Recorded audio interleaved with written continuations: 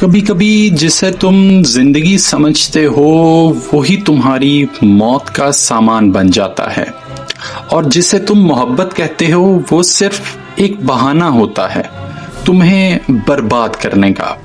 बढ़ते हैं अपनी आज की वीडियो की तरफ। मोअज़्ज़िज़ नाज़रीनों, सामीन, अस्सलामु अलैकुम। ये कहानी लाहौर की एक लड़की आयशा की है। सीधी सादी, कम बोलने वाली और शर्मीली। बाप नहीं था, माँ ने बड़ी मेहनत से पाल पोस कर जवान किया। जिंदगी की एक ही ख्वाहिश थी, कोई हो जो सच्चे दिल से प्यार करे। कॉलेज के आखिरी साल में एक नया लड़का आया। उसका नाम दानिश था। साफ को, नमाजी, हंसमुख, सब कुछ सलाम करने वाला। आयशा को लगा कि शायद अल्लाह ने उसकी तन्हाई का जवाब भेज दिया है। दानिश ने भी पहली ही नजर में आयशा को पसंद किया। रोज एक ही रास्ते से गुजरना, चुपके चुपके देखना। फिर एक दिन उसने छोटा सा खत दिया, मैं आपसे निकाह करना चाहता हूं। आयशा के दिल ने हाँ कर दी। कुछ दिन बाद रिश्ते की बात चली।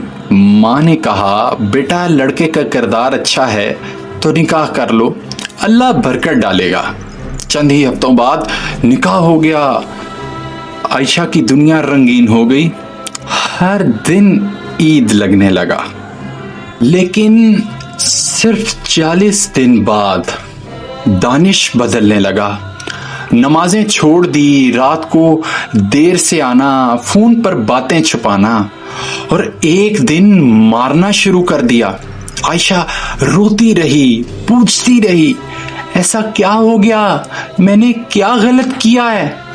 दानिश सिर्फ एक जुमला कहता था, तुम बस खामोश रहा करो, तुम्हें समझने की जरूरत नहीं। एक दिन दानिश के मोबाइल पर एक कॉल आई। लड़की की आवाज थी, जान कब आएंगे मेरे पास। आयशा का दिल लरज गया।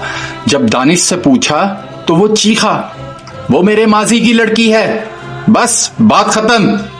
और पहली बार उसने आयशा को थप्पड़ मारा। इसी दौरान आयशा ने चुपके चुपके दानिश का पीछा किया।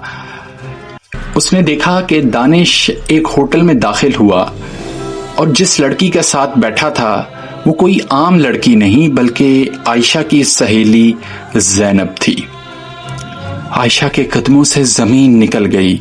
दिल धड़कना भूल गया, सांस जैसे रुक गई हो। सब कुछ टूट गया। घर आकर आयशा ने ज़ैनब को कॉल की, तुमने मेरी पीठ में छुरा क्यों घोंपा।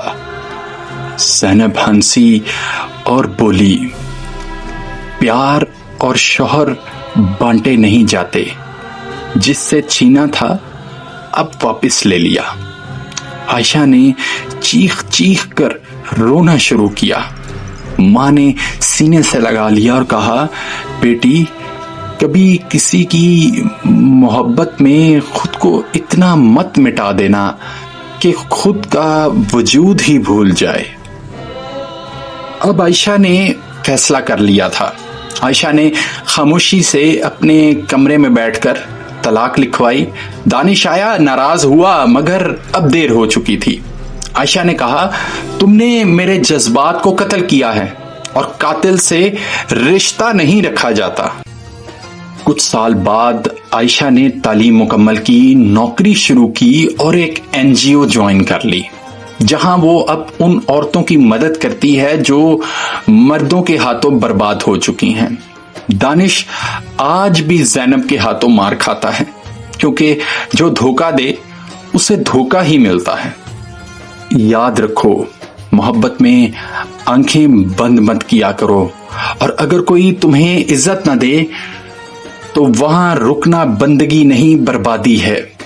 कभी खुद को किसी के قدموں میں مت ڈالنا، کیونکہ جو تمہیں چاہے گا وہ تمہیں سر کا تاج بنائے گا۔